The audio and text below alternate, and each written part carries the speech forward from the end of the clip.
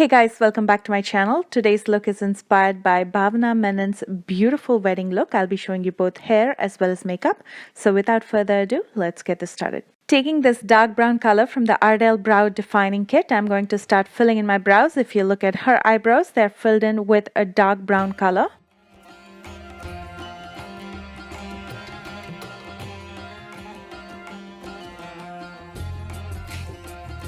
Next, with the Milani Brow Shaping Clear Gel, I'm going to comb my brows just to keep the hair in place. This is a clear gel, so it's not going to add any more color to my eyebrows. Taking some concealer, I'm using the LA Girl Pro Conceal in Nude. I'm going to clean up the borders of my brows using a concealer brush, and then I'm going to bring the concealer down to my eyelids as well to even out the base, to even out the skin tone before I apply any eyeshadows over it. Using the NYC loose powder, I'm going to set this concealer before it starts settling in those fine lines and creasing.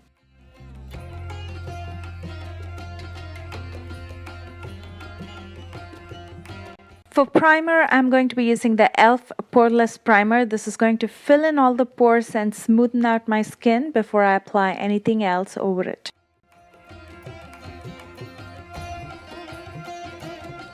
For foundation today, I'm going with the CoverGirl Vitalist Healthy Elixir Foundation in Warm Beige, and I'm going to be applying it directly with this super soft kabuki brush from HipDot.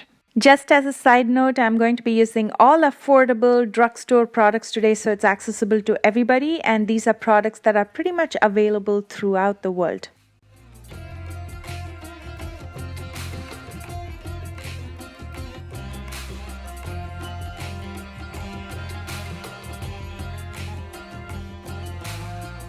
To conceal and highlight the high planes of my face to bring it forward and for my face to look brighter than it is, I'm going to be using the LA Girl Pro Conceal in Pure Beige.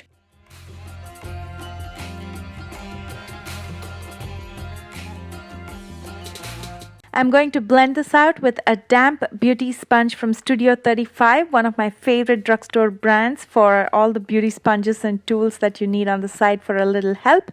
I also like Flower Beauty and Real Techniques. I'm going to set all this concealer with the NYC loose powder by baking it, meaning I'm going to let the powder sit on the concealer for about 5 minutes. The body's heat combines the concealer with the powder to give you that flawless finish, and that is called baking. If you have extremely dry skin underneath your eyes, I would not recommend it because it makes it more cakey and more dry. So if you have dry skin, after you apply the concealer, lightly dust it with some translucent or loose powder and it is all set. I'm going to dust off all the excess powder and I'm going to set the entire face with the Jordana Forever Flawless Press Powder in Sand. Before I move to my eye makeup, I'm going to dust a little bit more powder underneath my eyes, so in case there's any fallout from the eyeshadow, this powder is going to catch it and it's easier to dust it off later.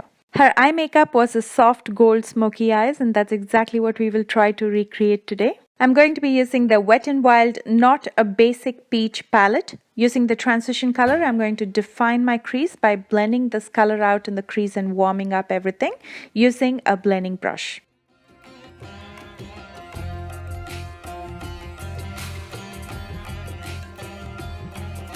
Now using this darker brown color, I'm going to add some depth to my outer corner using a flat fluffy brush.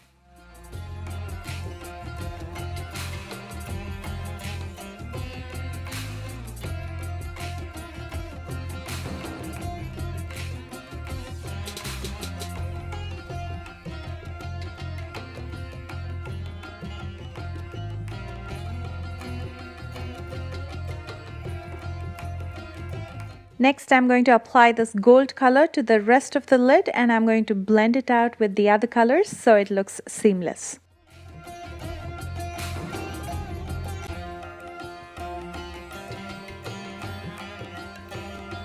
Using this transition color again, I'm going to soften the entire lower lash line using a pencil brush. Next, I'm going to smoke out the darker brown color closer to my waterline using a flat brush, but I'm going to leave the inner 1/3 empty. To fill in that empty inner 1/3, I'm using the gold eyeshadow.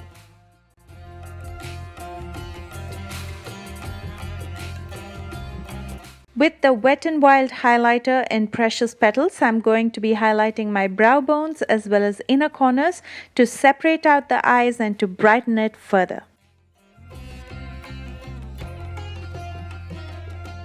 In my waterline, I'm using the Jordana Easy Liner in black. You can use any black eye pencil, kajal or a gel liner.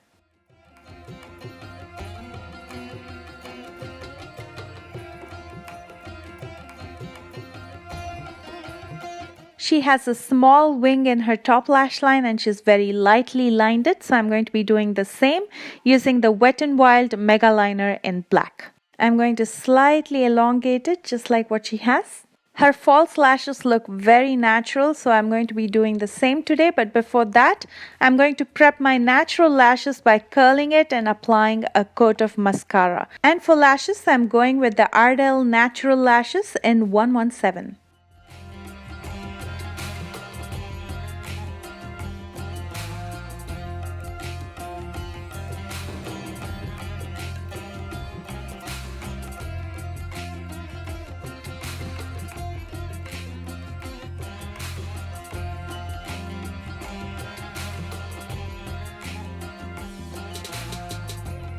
She has a very subtle contour, and to contour my face, I'm going to be using this shade from the Revolution Iconic Lights and Contour Palette.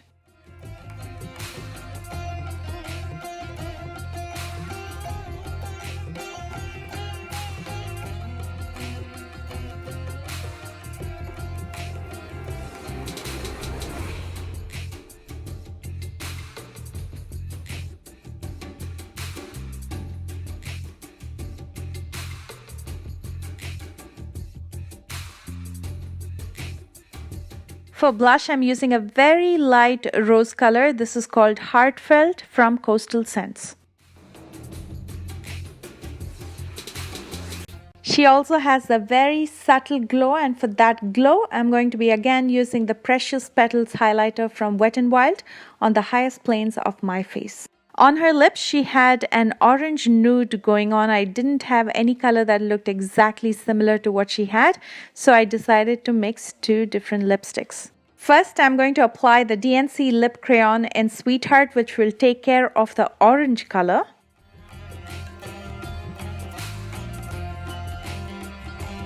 I will now apply a nude color to mellow this down. The lipstick that I'm using is the Kate Nude collection from Rimmel in 46.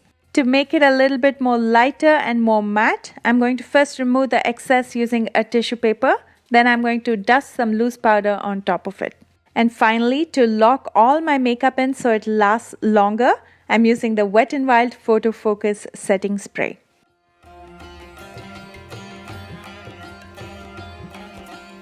Now let's move on to the hair part. She had a sleek low bun completely decorated with mogra flowers, and she had a center partition for her hair jewelry. First, I'm going to center part my hair, and then I'm going to section it into three parts, two in front and one large section in the back.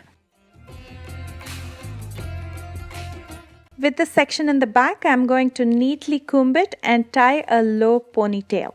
Next, I'm going to insert this hair donut inside the ponytail, wrap my hair completely around this donut so it is not visible, and tie a rubber band in place so the donut doesn't move around. I'm going to wrap and insert the excess hair inside of this bun, and I'm going to use bobby pins to secure everything in place.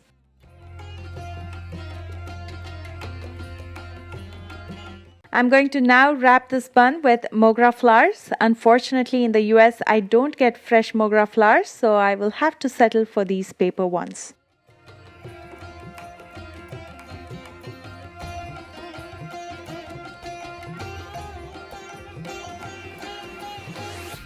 With the two sections in front, I'm going to back comb it, and I'm going to insert it inside the bun and secure it with bobby pins.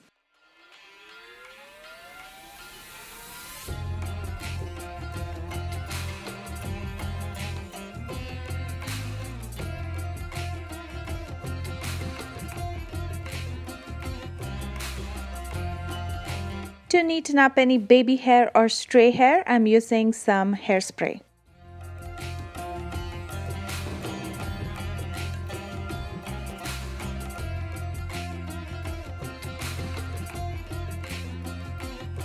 for the finishing touches, I'm going with a crystal bindi, just like what she had, and some jewelry and my sari, and here is the final look. I hope you enjoyed this look and this tutorial. If you did, comment below and let me know. And if you want to watch more videos like these, don't forget to give me a thumbs up and don't forget to subscribe to my channel. If you're not following me on social media, you're missing out on a lot of little snippets about me, my home, my garden, my personal life, as well as all the jewelry and costumes that I make for all of my tutorials. So make sure you follow me there. I've included all the links in the description box below, along with all the products that I used today in this tutorial. As always, I love you guys so much, and I will see you on Thursday with a new tutorial. Bye guys.